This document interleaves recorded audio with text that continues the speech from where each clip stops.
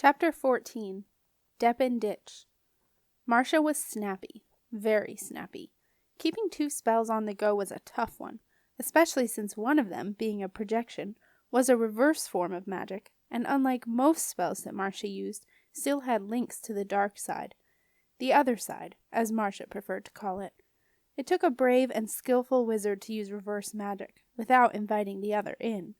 Alther had taught Marcia well, for many of the spells he had learned from Dom Daniel did indeed bring in dark magic, and Alther had become adept at blocking it out. Marcia was only too well aware that all the time she was using the projection, the other hovered about them, awaiting its chance to break into the spell, which explained why Marcia felt as though her brain had no room left for anything else, certainly not for making the effort to be polite. "For goodness' sake, get this wretched boat moving, Nico," snapped Marcia. Nico looked hurt. There was no need to talk to him like that. "Someone's got to paddle it then," muttered Nico, "and it would help if I could see where we're going." With some effort and a consequent increase in snappiness, Marcia cleared a tunnel through the fog. Silas kept quiet. He knew that Marcia was having to use a huge amount of magic energy and skill, and he felt a grudging respect for her. There was no way Silas would ever dare attempt a projection, let alone keep a massive fog going at the same time.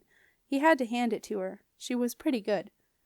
Silas left Marcia to her magic and paddled Muriel through the thick white cocoon of the fog tunnel, while Nico carefully steered the boat toward the bright starry sky at the end of the tunnel.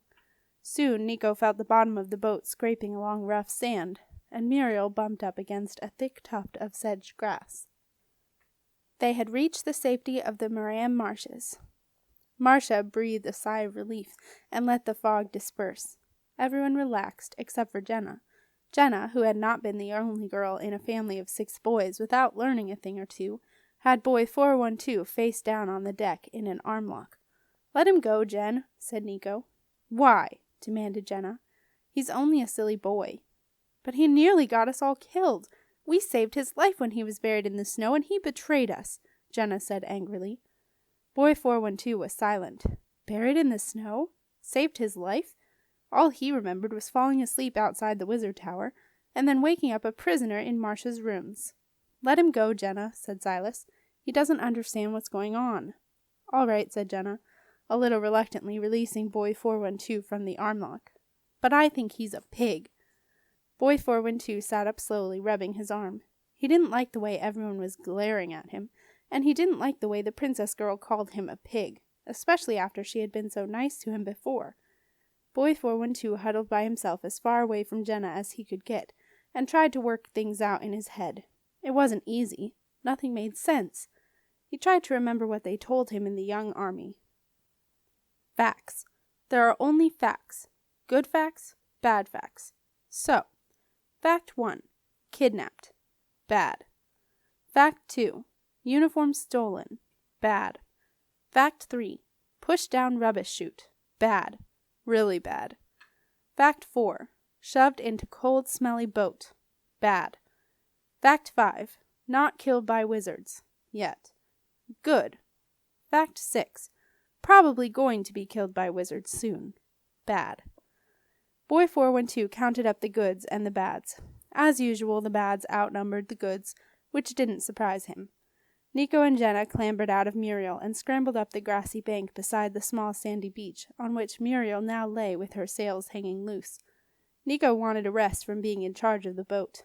He took his responsibilities as skipper very seriously, and while he was actually in Muriel, he felt that if anything went wrong, it was somehow his fault. Jenna was pleased to be on dry land again, or rather slightly damp land. The grass she sat down on had a soggy, squashy feel to it, as though it was growing on a big piece of wet sponge, and it was covered in a light dusting of snow. With Jenna at a safe distance, boy 412 dared to look up, and he saw something that made the hair on the back of his neck stand up. Magic. Powerful magic. Boy 412 stared at Marcia. Although no one else seemed to have noticed, he could see the haze of magic energy that surrounded her. It glowed a shimmering purple, flickering across the surface of her extraordinary wizard cloak, and giving her dark, curly hair a deep purple shine. Marcia's brilliant green eyes glittered as she gazed into an infinity. observing a silent film that only she could see. Despite his young army anti-wizard training, Boy 412 found himself awestruck in the presence of magic. The film Marcia was watching was, of course, Muriel and her 6 mirror image crew. They were sailing fast toward the wide mouth of the river, and had nearly reached the open sea at the port. They were, to the hunter's amazement, reaching incredible speeds for a small sailing boat, and although the bullet boat managed to keep Muriel in sight, it was having trouble closing the distance enough for the hunter to fire his silver bullet. The 10 oarsmen were also tiring, and the hunter was quite hoarse from screaming at them to go "Faster, fools!" The apprentice had sat obediently in the back of the boat for the entire chase. The angrier the hunter had become, the less he had dared to say anything at all, and the more he had slunk down into his tiny space at the sweaty feet of the oarsman No. 10. But as time went on, oarsman No. 10 began to mutter extremely rude and interesting comments about the hunter under his breath, and the apprentice got a little braver. He gazed out over the water and stared at the speeding Muriel. The more he looked at Muriel, the more he knew that something was wrong. Finally, the apprentice dared to shout out to the hunter, "Did you know that boat's name is Back to Front? Don't try to be clever with me, boy." The hunter's eyesight was good, but maybe not as good as a 10-and-a-half-year-old boy's, whose hobby was collecting and labeling ants. Not for nothing had the apprentice spent hours at his master's camera obscura, hidden far away in the Badlands watching the river. He knew the names and histories of all the boats that sailed there. He knew that the boat they had been chasing before the fog was Muriel, built by Rupert Gringe and hired out to catch herring. He also knew that after the fog, the boat was called Muriel, and Muriel was a mirror image of Muriel, and he had been an apprentice to Dom Daniel for long enough to know exactly what that meant. Muriel was a projection, an apparition, a phantasm, and an illusion. Luckily for the apprentice, who was just about to inform the hunter of this interesting fact, at that very moment, back in the real Muriel, Maxie licked Marcia's hand in a friendly, slobbery wolfhound way. Marcia shuddered at the warm wolfhound spit. Her concentration lapsed for a second, and Muriel briefly disappeared in front of the hunter's own eyes. The boat quickly reappeared again, but too late. Muriel had given herself away. The hunter screamed in fury and slammed his fist down on the bullet box. Then he screamed again, this time in pain. He had broken his 5th metacarpal, his little finger, and it hurt. Nursing his hand, the hunter yelled at the oarsmen, "Turn around, you fools!" The bullet boat stopped. The oarsmen reversed their seats, and wearily started rowing in the opposite direction. The hunter found himself in the back of the boat. The apprentice, to his delight, was now in the front. But the bullet boat was not the efficient machine it had been. The oarsmen were rapidly tiring, and were not taking kindly to having insults screamed at them by an increasingly hysterical would-be murderer. The rhythm of their rowing faltered, and the smooth movement of the bullet boat became uneven and uncomfortable. The hunter sat glowering in the back of the boat. He knew that for the 4th time that night the trail had gone cold. The hunt was turning bad. The apprentice, however, was enjoying the turnaround. He sat low at what was now the prow, and rather like Maxie, put his nose in the air and enjoyed the sensation of the night air rushing past him. He also felt relieved that he had been able to do his job. His master would be proud. He imagined himself back at his master's side, and how he would describe the way he had detected a fiendish projection and saved the day. Perhaps it would stop his master from being so disappointed in his lack of magical talent. He did try, thought the apprentice. He really did, but somehow he just never quite got it, whatever it was. It was Jenna who saw the dreaded searchlight coming around a distant bend. "They're coming back!" she yelled. Marcia jumped, lost the projection completely, and far away at the port, Muriel and her crew disappeared forever, much to the shock of a lone fisherman on the harbor wall. "We've got to hide the boat," said Nico, jumping up and running along the grassy bank, followed by Jenna.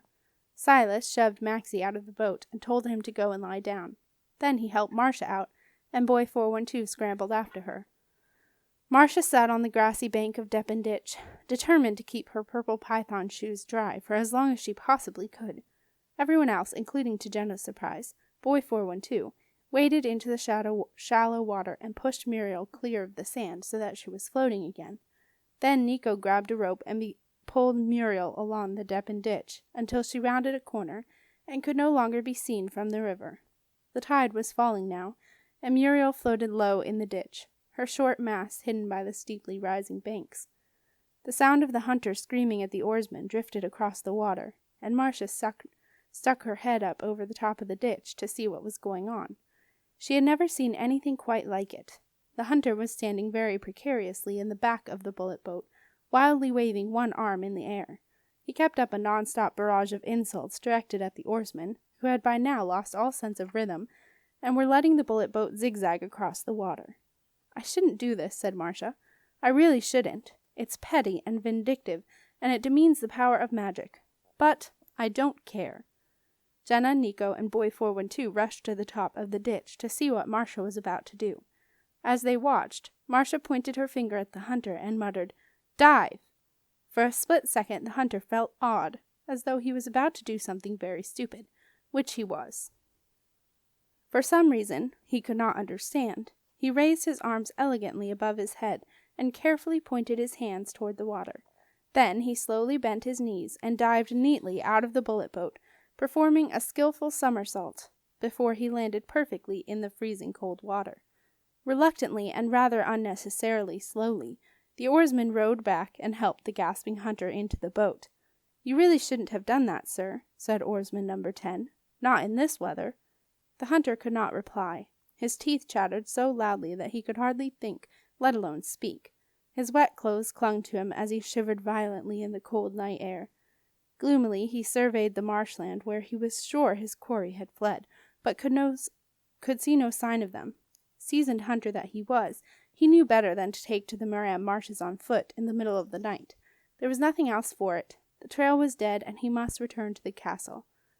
The bullet boat began its long, cold journey to the castle, while the hunter huddled in the stern, nursing his broken finger and contemplating the ruins of his hunt and his reputation. "Serves him right," said Marcia. "Horrible little man." "Not entirely professional," a familiar voice boomed from the bottom of the ditch, "but completely understandable, my dear. In the younger days I would have been tempted myself." "Alther!" gasped Marcia, turning a little pink.